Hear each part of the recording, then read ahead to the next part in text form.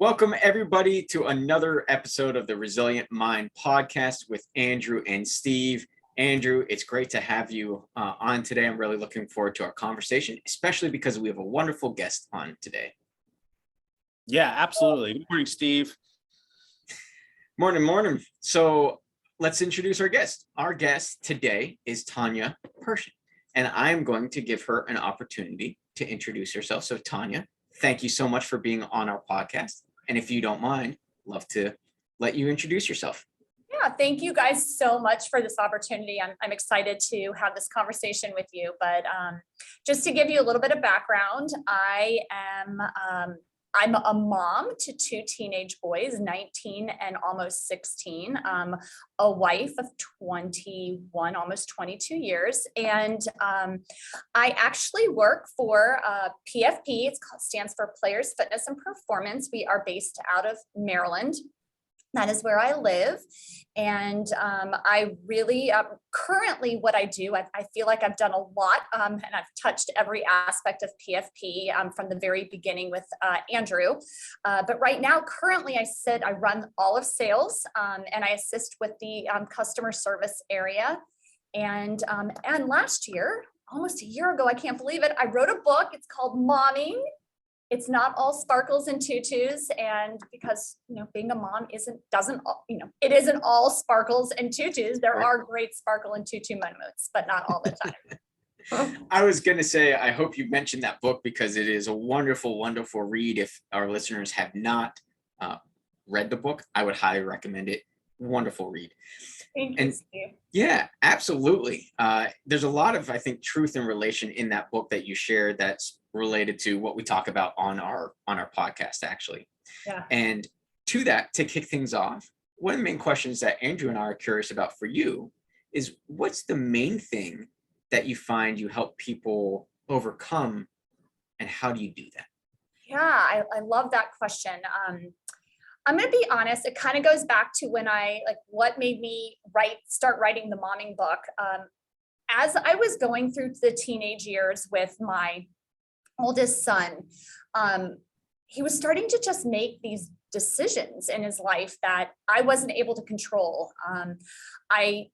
They weren't great choices. They were leading him down a path of destruction. And as a mom, I clearly could see this path of destruction he was on, and he wouldn't get off. It was like this awful, evil train.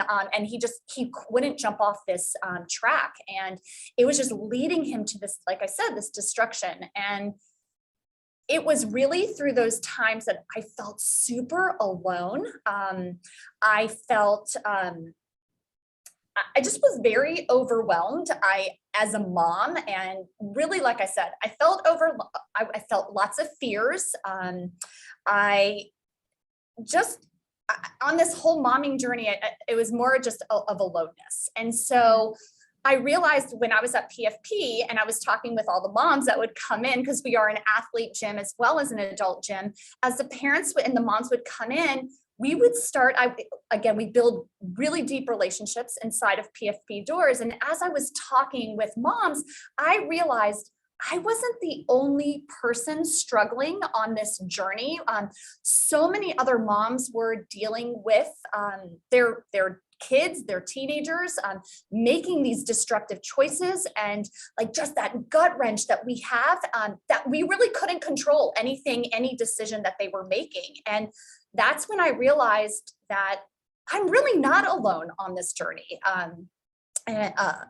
And that I really just wanted to come alongside of other moms and share and be really what I call hot, open, honest, open, and transparent with everyone, and say, listen, we're all struggling together as a parent, and we all want the same thing for our kids. We all want to be the best moms that we can be, the best wives that we can be, and we want the best for our children. So that's really kind of what I do, and what really made me spark it is my faith in God really saying, hey, Tanya, I'm really teaching you a bunch of lessons to get through this really tough time in your life. And I think you need to share this hope, these stories and these lessons that I'm giving you. You need to share them with other moms. So really that's kind of what I've been doing. And I write blogs now, and I just try to be that person who's very transparent, like I said, hot, and just very honest, open, and transparent with everybody. That the journey is not easy at all. It's hard. It's hard being a mom.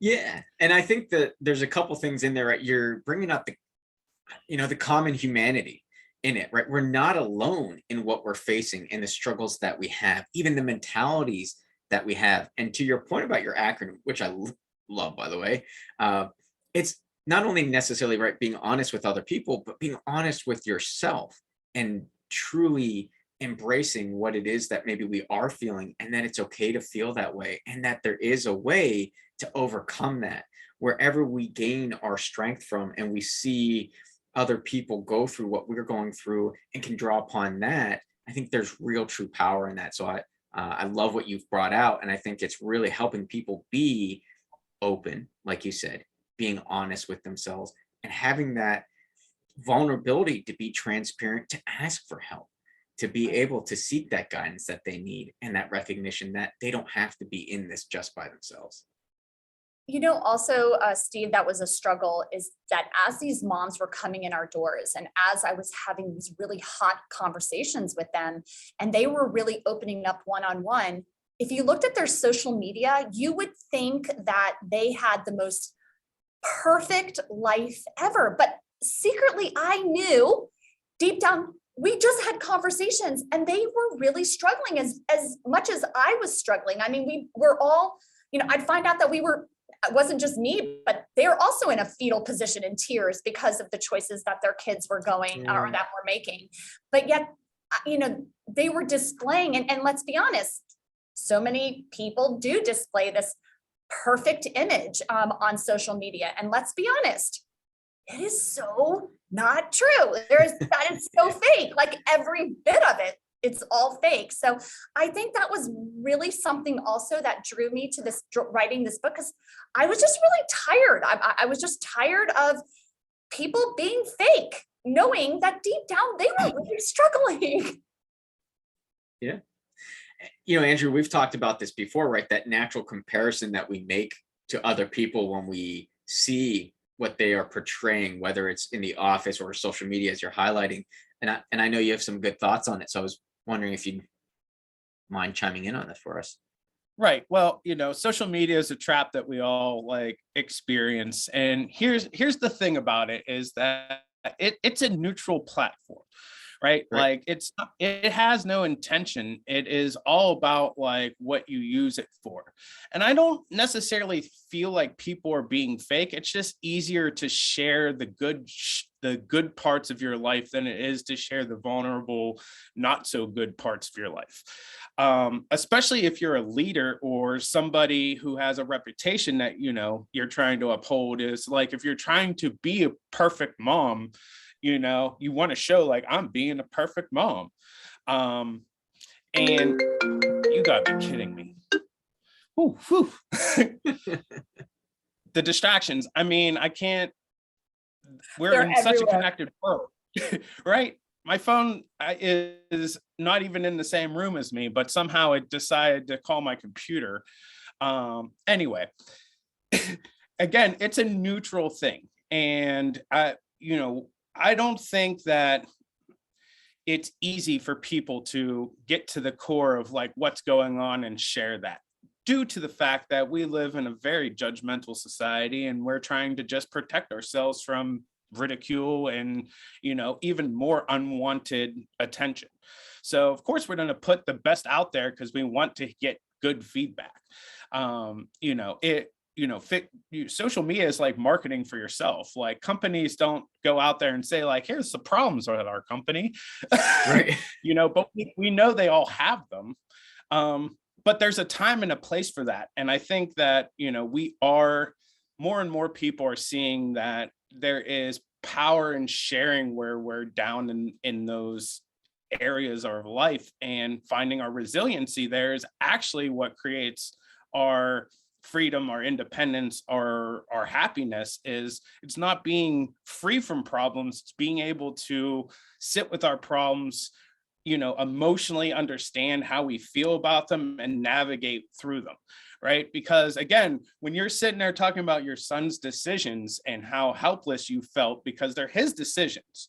Now, as a parent, you can kind of start thinking about, rewards and punishments to change that behavior, and all that other stuff. But you still have to deal with what you're dealing with, right? Which is like this whole other thing that you have to bring to it, is that regardless of what they're doing, is I'm feeling this, and what am I in control of? Because, you fixing your son's behavior will eventually help you fix your emotions.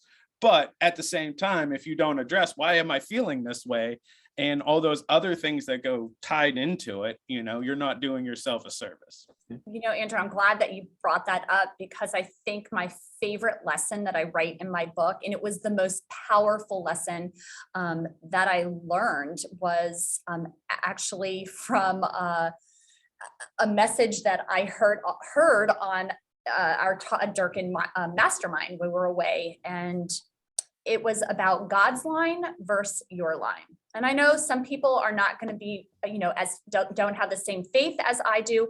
So when I say this and when I share this, because truly, Andrew, my faith is what has gotten me through all, has been my resiliency, right?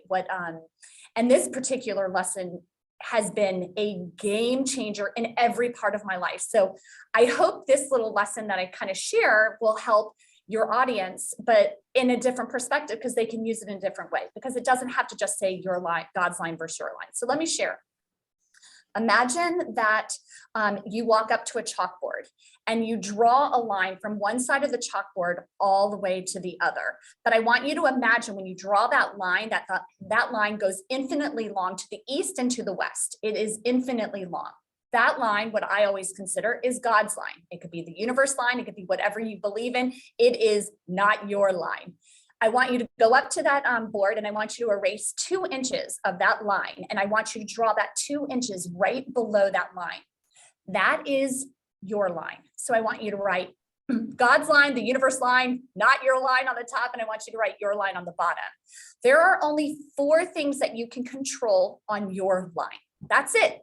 There's only 4: what you think, what you say, what you feel, and what you do. It's your actions. That is it. Everything else is on God's line. It's on the universe line. It's not on it. So when and I'll tell you, this is for anything. You can use this for anything, because I can't control my kids. I can't control what people put on social media. I can't control the person who hates me. I can't control losing my job. I can't control the medical report. I can't control any of this. What I can control is those 4 things that I mentioned: what I say, what I think, what I feel, what I do. Everything else, I'm such a visual person. I'll take that medical diagnosis, right? And I'll throw it up on God's line. I'll throw it up on that line. And I have to do it visually, because it literally is a way for me, when I feel that anxiousness, that stress, that fear, that anything that's like that gut wrench, right? That we feel inside. If I take it and I throw it, I know I released it. I've cast it away. It's not on my line anymore. Now I get to focus on, okay, my son, my medical decision, whatever happens, the report, the illness.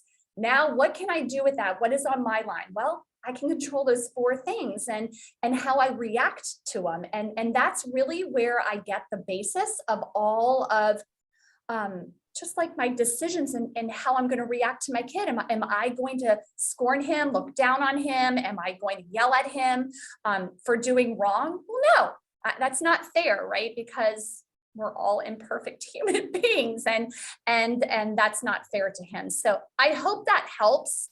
That has been a game changer. And I write about this in my book. It's one of my chapters, it's one of the beginning chapters, because it has just been such a game changer in my life when I learned that lesson.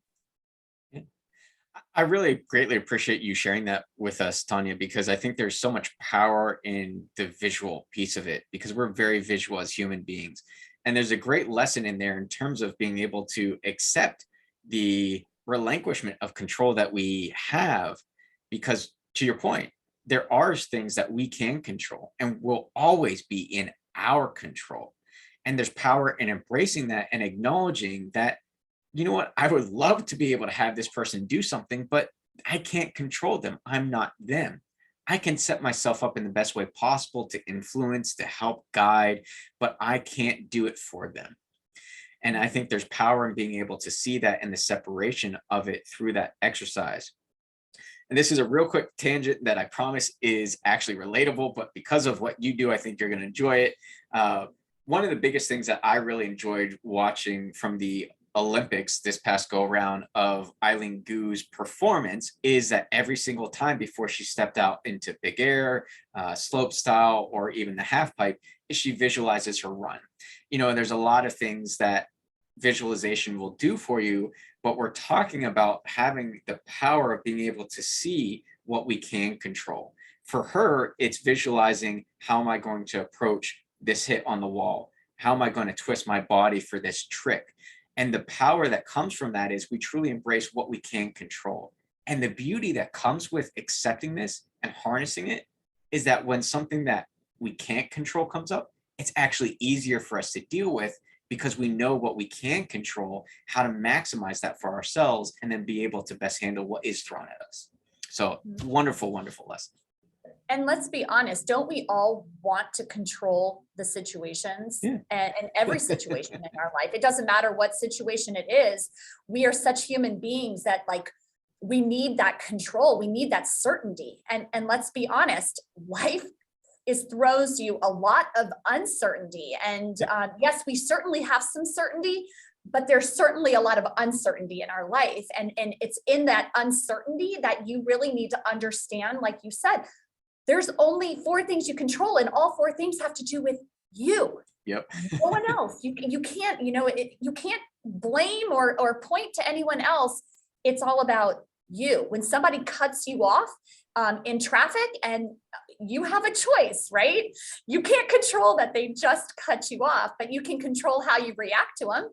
Right? Are you going to react and get ticked off and go drive up as quickly as possible and flick them off? Or are you going to like look at them and say, I love you? And maybe you have to, maybe you're trying to get to the hospital because a loved one is hurt. So again, it's perspective, and it's about the fact that you don't have control over every area of your life. I always say control's an illusion. And that's how I deal with it. Like you're absolutely right. From the inside out is what we can control. That's the most that you can actually do, is with what you have going on inside, is hopefully influence your intention through good decision making and being in control of your thoughts and actions. Right? Like that will influence the world around you and create different results. Yeah, it's true, because can you imagine if this world actually did a lot more loving and controlled that piece of them? I've been trying to make compassion and love go viral, and it's very difficult. People, anger and rage go real fast. Love and joy, not so easy. And Andrew, which one's harder to do? Rage and anger, or love and joy? I mean, and I don't mean it to be a trick question, but which one's easier to do? Anger and rage come easier. Anger, rage, hate, right? That's easy. It's the love and serving others and the gratitude, right? That's the hard part, because can you imagine if love, gratitude, and serving was the easy way out? Think of this whole world would be so different. But no, what's easier is the hate, the division, everything else, that all the negative, the evil I call, right? Yeah. That's so much easier to do. Think about your negative thoughts and positive thoughts. People are always like, write a gratitude journal, write a gratitude journal. I write about that in my book, write a gratitude journal. It will change the wiring in your brain. But how come we all go to negativity, right? And our first thought that comes out is, oh, I'm going to die. I got a bad, diagnosis, and I'm going to die, right? It's always, we rabbit hole down to the negative. We have to really make it a habit and rewire our brains to be positive. It's not easy, or else imagine what the world would be like if it was the easy way. Right. And you're literally talking about exactly what I do with my folks as well, that I coach, is we're literally rewriting the neural pathways in their brain to be more serving. I tend to use serving and non-serving versus positive and negative. And I use that terminology because of the inherent impact that has on us when we think about it. And what I love about where our conversation is going, you're naturally branching into one of the other things we wanted to ask you about is, what would this really transformative world look like for you? And I think we're talking about harnessing the power of, honestly, it's love and connection. And the way that I like to think about it is, what would happen if we focused on what makes us the same versus what makes us different? Yeah, and I love that. Absolutely love that. And one of the things we know is that, like, finding your values, your principles, getting clear on your vision and all that stuff helps you be a guiding light in the world. And recently I've been really struggling with my vision, because I was thinking of it of something like I needed to do or create versus something I could be. And I changed it into a state of being, which is now the vision is no matter what I do, I'm going to be a source of joy, inspiration, courage, and resiliency. So like that, I believe, is a formula for creating a transformed world. Let's hear your thoughts on that. That's really good. I actually have 2 words that are my 2022, my words, and it's love and grace. And I find that when people want to tick me off quick, right? And I get angry because they've done something. I'm always like, love and grace. I swear I'm going to get a tattoo that says LNG, love and grace, right? I want love and grace to go first, because again, with my faith, I was loved first. Jesus loved me first, and he gave me grace. And who am I to not give somebody else grace and love that I received very first from him? And then let's also talk about like what a love servant leader looks like in this world. And yes, you talk about Steve's servant, like serving versus not serving. What happens? I'm going to throw a question back at you. You use that specifically because when you serve other people and you don't serve yourself, what does that do? Yeah, it's actually one of the hardest lessons I think people go through is, if I don't serve myself, it impacts my ability to serve others. And it could come out in the way that I let that negativity maybe monopolize and I react instead of respond. So one of the prime things, and thank you for that question, that we do in there is really understanding, to Andrew's point, what is it that I value? What is it that I need? What allows me to maximize my best self to be who I am? Because when I do that and I'm truly passionate about it, that comes across naturally to other people. That authenticity, that purpose, that passion, that power, that's what's going to help serve other people. And when I know that about myself and I'm able to truly live that day in and day out, then I can be in service of other people very fruitfully. So do you feel more fulfilled in your life? And Andrew, this is for you too, when you are serving others or serving yourself? For me, it is definitively in service of others, because that is a big thing that I need in my life. Is I need to know that I'm making an impact that goes beyond me. That is a very deep-seated need of who I am. So that's how I would answer that question, is definitely in service of others. Now I've recognized the balance I need to be able to serve myself as well in there. But the greatest fulfillment that I get is from what I do with other people. Andrew, I'm curious your answer. So the fulfillment I get from the service of others allows me to reinvest in myself, is the way I feel in it. And it is, kind of like the snake eating itself cycle of life, is that like I serve others to get that intrinsic like reward, then I put into myself so I can continue to give, and I keep stretching into greater and greater giving. And me too, I'm trying to create things beyond myself. And one of the things that I realized is, for a long time, I was lone wolfing it. And here were my conversations. I'm fine. Things are okay. Blah, blah, blah. Everything was around like mediocrity is there. And without other people, I can't be loving. I can't be generous. I can't be passionate. And that's my contract with myself. So it's serving others. And to get that fulfillment, though, I have to make sure that I am meeting myself, taking care of my needs. And there is definitely a symbiotic relationship between the two. It's like motivation and inspiration it's like a locomotion. Yeah. It's like two circles moving forward together. Yeah. You guys are similar to me, right? We give and we give and we give. So yes, we do have to fill our buckets, right? We have to retreat. Sorry, I do go back to Jesus, right? Jesus served. Yep. His whole life, he was serving others, not himself, but he also retreated because he knew that he needed to be alone with God. So, and there was rest. So we know that there is that balance. But when we give and we serve and we're generous, what I'm hearing, and you both know, that's when we are fully fulfilled. We feel very purposeful in our lives. And that's just how we were knit to do that. That's how we are filled. And I love hearing those answers from you, because it's so true. When I am serving, when I'm giving to other moms, when I'm loving on our guests, and, in the customer service, when they're walking in PFP, when I'm talking to perfect strangers, right? I'm giving of myself, and that's the biggest blessing. So, yeah.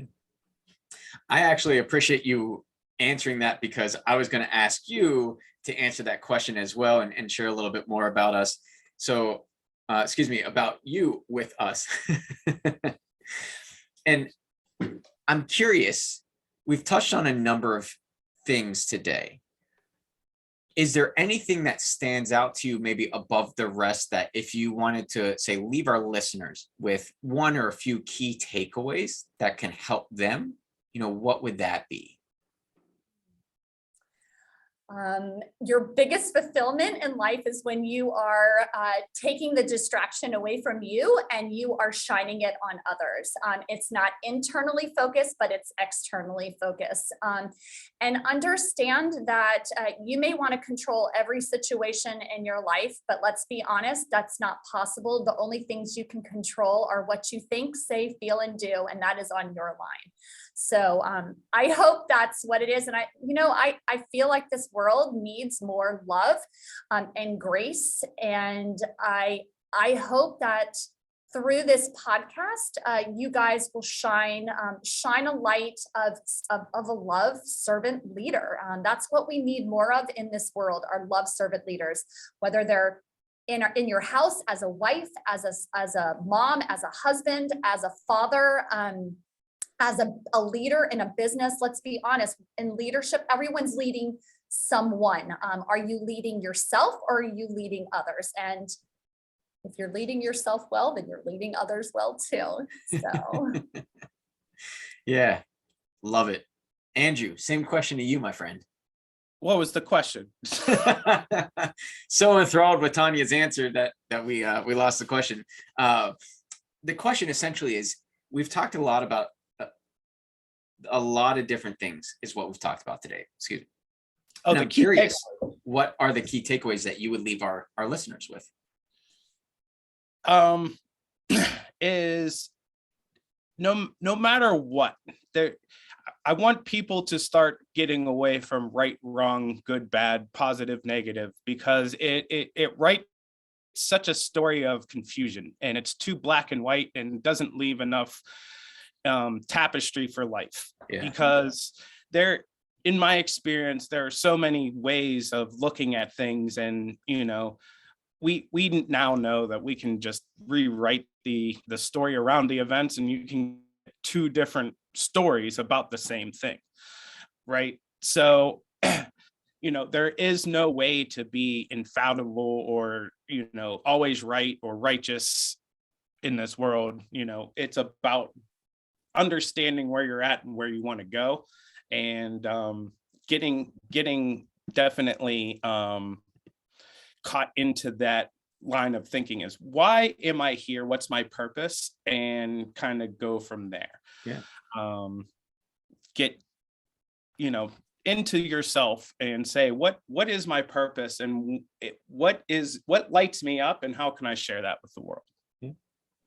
I also think people confuse purpose with their line of work, and that's not what it's about. Really, it's really, what are your gifts and talents that you have? And you can really go to, I can use my outgoing personality, my loving, empathetic, relationship building in any area. It doesn't have to be at a gym, right? So my purpose doesn't have to necessarily be that, I work at a gym and that's my purpose. No, it's being fulfilled through serving others and figuring out what are those gifts that I have, and where can I utilize them, and how can I shine that positive light and give others, that joy, that undescribable joy and love that we need in this world. Yeah, we do need it. And one of the things is that if you can be source of that joy and love, and you share it with your immediate family, and you teach them how to share that with their friends, that is how it needs to go. Like, people need to stop waiting around for the world to just become this loving, joyful place. It's not going to happen that way. We all know the John Mayer song is like, waiting for the world to change. No, we got to change and wait for the world to reflect that. And it starts with us. It starts with you. It starts with each one of the listeners that are listening. Don't wait for your neighbor, your spouse, your kids to change. It's not going to happen. You have to be the change. And then, like you said, Andrew, we will wait for that ripple effect. Yeah. What do we say at the end of every episode, Andrew? Be the movement in your life. That's right. I love that. Yeah. I love that. I'll tell you, I end my morning prayer time every day. I'm like, Lord, just tell me, make me usable today, and tell me, who can I shine your light to? Like, who can I be a blessing to?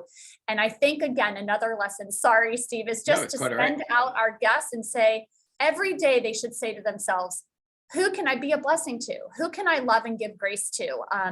Who can I be joyful to? Because it starts with you. Yeah. And if I were to recap what we've talked about and maybe leave our listeners with one, I think, key takeaway is, it's exactly that, is it starts with us. And when we are able to really get into our own self-mastery, then we're able to extend that to others and be in service of them. And then that can even go further to be in service of our environments, our communities, the world around us. And so, to your earlier point, Tanya, about our purpose, having a purpose statement allows me to know what I've been put on this earth to do. And then it's our mission that allows us to carry that out. And now that could be our work of how we fulfill that purpose. But there is a distinct difference between those two. So I think those are, I guess, two key takeaways that I would share is, it does start with us. And once we master ourselves, we can then be in greater service to others. And then it is an acknowledgement and understanding of what truly drives us and what we are meant to do, that allows us to then figure out, well, how do I actually do that mission that we serve? So I don't want to leave actually today without giving you an opportunity to do this. So because the conversation's been so great, and I really appreciate everything that you brought today, and I know our listeners have enjoyed it as well, how do they get a hold of you? Where do they reach you? Where can they find you? Where can they find momming? So please, if you don't mind, love to hear about that. Thanks, Steve. So again, my book is Momming. It's not all sparkles and tutus, and you can find this on Amazon if you go to Amazon. If you want to follow me, I blog pretty much weekly, and I post it on my social media handles. And so my Facebook handle is Tanya Perhsin, and that's Tanya, and the last name Pershин, Pershin. Instagram is @tpershsin. So that's how you can find me. There's the Amazon links on there, but honestly, you can just kind of scroll through. I try to put a lot of positive things on there and blogs, and I write about hope and as a parent, and I walk this journey. We're all in this together. That's what I say. So.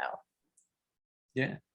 Thank you, Tanya, from the deepest bottom of my heart, honestly, for coming out and allowing Andrew and I to have this opportunity to speak with you. I really, truly do appreciate it. So thank you Thank you so much for both of you just having me. I appreciate it too. No, you're very welcome. It's been a lot of fun, and it's been a great conversation. And when you jumped on this call, you were like, the last episode I listened to, you guys were talking on all these things that just jive with me. And I think that's because we're all in the same belief structure. It may look differently from different aspects, right? Like you replace God or the universe or anything, but we still see that similarity amongst us. And that light shines in all human beings. It's just, we are so, and I find it to be one of the world's biggest ironies is that our biggest vulnerability is protecting our vulnerabilities. That's really good, Andrew. That's so true. It is, because once you can be courageous enough to share that, then you can be open, you can be more powerful, you can show up for people, you can stand in the dark with them. It's fears of being hot, right? It's a scary place. The fear of judgment, right? That's what people fear. One of the biggest fears that holds them back from really being hot. And I'll tell you, my book is, I am really raw and vulnerable in there. And a lot of people said to me, gosh, Tanya, are you sure you wanted to post all that private stuff in there? And I'm like, yes, because let my mess be my message to the world. The power that's in there is it gives us the permission to do it ourselves. Because to your points, both of you, one of the hardest things that we can do is say, is it okay to do this? Is it okay to be honest, open, and transparent? And when we see other people setting that example, we realize, you know what, it's okay. And the power that comes from that is giving somebody the confidence that it's okay for them to do it too, and set them along that journey. So, I'm, again, very truly thankful that you are willing to serve as that example for people. Thank you. Thank you. Thank you, guys. Yeah. So with that, if you don't mind, I'll lead us out with what we always say is, if we never ask, we'll never know. If we never try, we never will. Be the movement in your life. All right.